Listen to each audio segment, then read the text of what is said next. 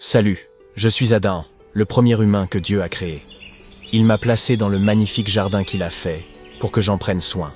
Mais malheureusement, j'ai désobéi à la seule règle qu'il m'avait donnée, et cela n'a pas été sans conséquence.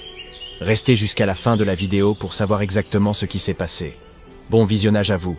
La terre était vide et sans forme, et il n'y avait aucune vie. Alors, Dieu dit que la lumière soit, et la lumière apparut. Dieu sépara les ténèbres de la lumière, créant le jour et la nuit. Le deuxième jour, Dieu sépare les eaux d'en haut des eaux d'en bas, créant ainsi le ciel et les mers. Le troisième jour, Dieu rassemble les eaux ensemble, laissant apparaître la terre ferme. Puis, il crée la végétation, arbres, plantes et toutes sortes de vie végétale. Le quatrième jour, Dieu crée le soleil pour gouverner le jour, et la lune pour gouverner la nuit, et les étoiles. Le cinquième jour, Dieu crée les créatures marines et les oiseaux du ciel. Le sixième jour, Dieu crée les animaux terrestres, puis forme l'homme à son image, lui donnant la domination sur la terre. Il insuffla en lui le souffle de vie, et Adam devint un être vivant. Adam se leva et regarda autour de lui, émerveillé par la beauté de son environnement. Dieu lui avait créé un lieu parfait, un jardin où il pourrait vivre en harmonie avec toute la création. Ce jardin, appelé Éden, était un endroit de beauté infinie, rempli de ruisseaux d'eau pure, de fruits délicieux et d'arbres magnifiques. Les animaux y vivaient en paix, et la terre était verdoyante et fertile. Toi, tu seras le lion. Et toi, tu seras appelé la girafe, je pense. Je pense que ça te va bien comme nom. Adam passait ses journées à nommer les animaux, à observer les créatures et à profiter de la paix qui régnait autour de lui. Il vivait sans souci, n'ayant besoin de rien, car tout lui était donné par Dieu. Il se promenait sous les arbres, écoutait le chant des oiseaux et se nourrissait des fruits du jardin. Qu'est-ce que je m'ennuie? Dieu, voyant qu'Adam était seul, décida de lui créer une compagne. Il fit tomber un profond sommeil sur Adam, prit une de ses côtes et en forma une femme. Lorsqu'Adam se réveilla, il vit Ève, créée à son image, belle et pure. Voici enfin quelqu'un qui est semblable à moi, une compagne pour marcher à mes côtés. Je suis venu pour être à tes côtés, pour vivre avec toi dans ce jardin. Adam et Ève vécurent dans le jardin, vivant en parfaite harmonie avec la nature et les animaux. Ils n'avaient aucune inquiétude, car Dieu leur avait donné toute la terre en héritage. Ils se nourrissaient des fruits du jardin, marchaient ensemble le long des ruisseaux et passaient du temps à contempler la beauté d'Éden. Ceci, c'est la mangue. Tu vas beaucoup l'aimer. C'est l'une de mes préférées. Ici, tu peux voir les 4 grandes rivières de l'Éden. Waouh, c'est magnifique. Le jardin est notre maison, et Dieu nous a tout donné. Nous devons veiller sur ce lieu. Regarde, ils sont beaux ces poissons, n'est-ce pas? Est-ce que ça te dirait d'en voir d'autres de plus près? Oui.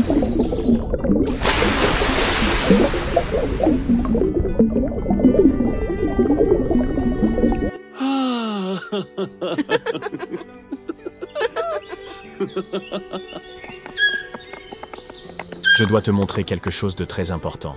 Qu'est-ce que c'est? Tu le verras une fois sur les lieux. Alors Adam amena Ève près de l'arbre du bien et du mal, et lui expliqua l'interdiction de Dieu d'y toucher. Vois-tu, Ève, nous ne devons jamais manger de ce fruit, sinon nous mourrons.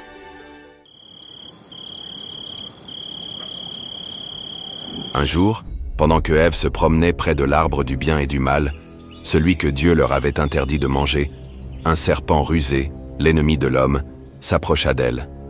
Le serpent, avec sa voix douce et séduisante, commença à lui parler.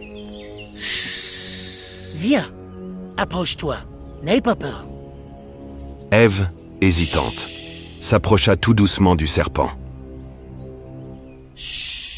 Dieu vous a-t-il dit de ne pas manger de tous les fruits du jardin? Dieu a dit de ne pas manger de ce fruit, ni d'y toucher, sous peine de mourir. Non, vous ne mourrez pas. Dieu sait que dès que vous en mangerez, vos yeux s'ouvriront et vous serez comme lui, connaissant le bien et le mal. Le serpent continua de séduire Ève, lui faisant croire que manger du fruit serait bénéfique pour elle. Elle se sentit attirée par l'idée de devenir sage et de connaître ce que Dieu seul savait. Ainsi, Ève prit le fruit, et malgré l'avertissement de Dieu, elle en mangea. À cet instant, ses yeux s'ouvrirent. Tu vois que j'avais raison, tu n'es pas mort. Mieux encore, tu es comme Dieu désormais. C'est pas si mal que ça, pas vrai? Tout ce qui te reste à faire maintenant, c'est d'en donner à Adam aussi, il va adorer cela. Vas-y. Que fais-tu ici, Ève? Je te cherchais dans le jardin. Adam, tiens et mange. Ce fruit nous rendra comme Dieu. Si tu dis que c'est bon, alors je vais manger aussi. Adam prit le fruit et malgré l'avertissement de Dieu, il en mangea. À cet instant, ses yeux s'ouvrirent aussi, et il réalisa qu'il était nu. Il ressentit une honte profonde en voyant cela. Lorsque Dieu se promena dans le jardin, comme il en avait l'habitude, il appela Adam. « Où es-tu, Adam ?»«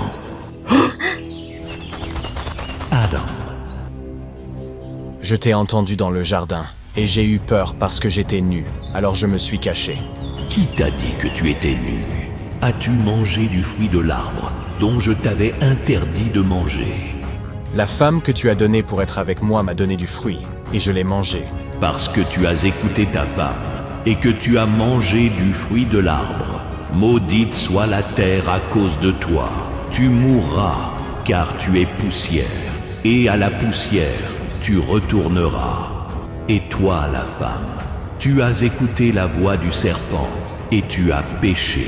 Tu auras des douleurs dans la grossesse et dans l'accouchement, et ton désir sera pour ton mari, mais il dominera sur toi.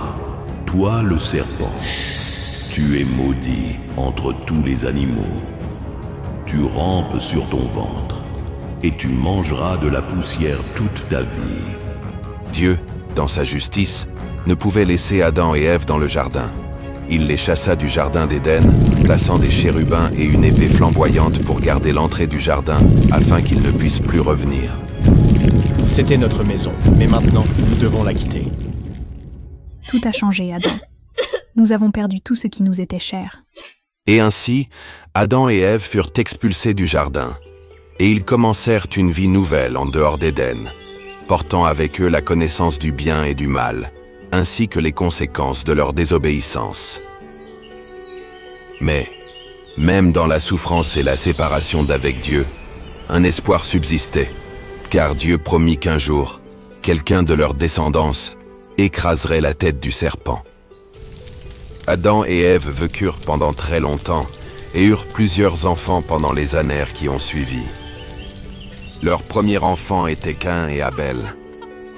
Mais avec le temps, ils eurent d'autres enfants, et au fil des siècles, toute la terre a été peuplée des hommes et des femmes, tous des descendants de Adam et Ève. L'histoire de la création et de l'expulsion d'Adam et Ève nous révèle à la fois la grandeur et la fragilité de l'humanité. Nous avons été créés pour vivre en parfaite harmonie avec Dieu et la nature, mais par le péché et la désobéissance, la souffrance et la séparation ont fait leur entrée dans le monde. Cependant, Dieu, dans sa miséricorde infinie, n'a pas abandonné l'humanité à cette condition. Bien que la chute ait brisé l'unité originelle, Dieu nous a donné une chance de rédemption.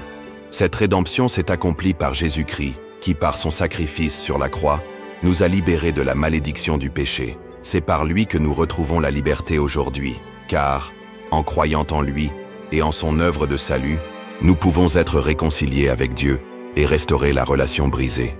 Le message que nous devons retenir est celui de la responsabilité de nos choix, de la liberté donnée à chacun de nous de suivre ou de rejeter Dieu, et surtout, de l'espérance qui réside dans la miséricorde divine, manifestée pleinement en Jésus.